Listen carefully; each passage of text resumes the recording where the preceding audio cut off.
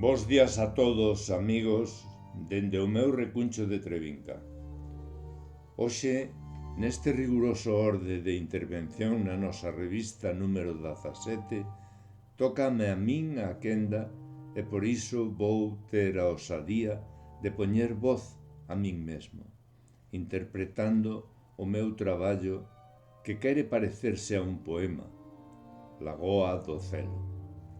Esta lagoa de orixe glaciar xunto coa de Serpe forman parte do entorno do macizo de Trevinca, paraíso onde teño o privilexio de ter o meu recuncho. Lagoa do Celo. Hoxe saio a ventilar a miña mente. Apenas amence. Os farois públicos das rúas seguen aínda acesos.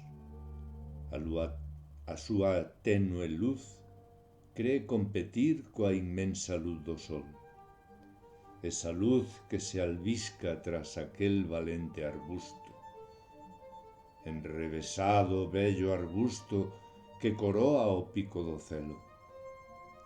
O mítico pico proxecta a súa espectral sombra na lagoa, sobre as súas rizadas augas onde debuxa a súa escura silueta.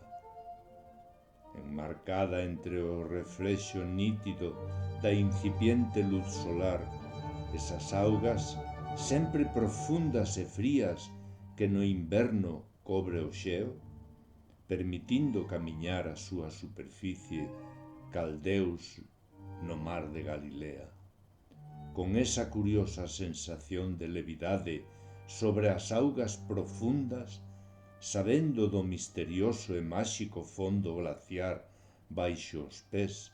Hoxe, as súas frías augas se ondulan suavemente coa brisa, ao son do croar dos milleiros de habitantes anfibios do lugar. Por fin, ese círculo dourado aparece tras a sombra do pico. Os seus raios inciden na auga producindo eses brillos diamantinos, dando pábulo ás múltiples e fantásticas lendas populares. Os enebros e os arandos tapizan as bruscas ladeiras do pico. O corzo e o muflón ocúpanse con fervor do control dos seus froitos.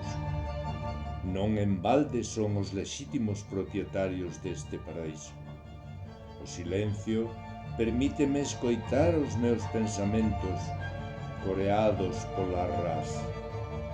O eco do teatro natural repite unha e outra vez o son da paz. Cando o sol amorna, o ambiente recomenda que é a hora do regreso.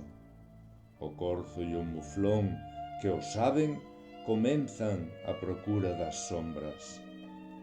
Comezar o descenso pausado e rutina diaria do meu querido pobo. Os cervos mergullan as súas patas na lagoa de Carrizais.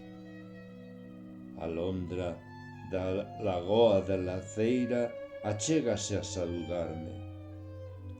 Dende os seus peñascos, os pequenos lagartos observan o meu descenso. Xunto aos meus cantarines amigos e o escaso xa rumor do río Xares.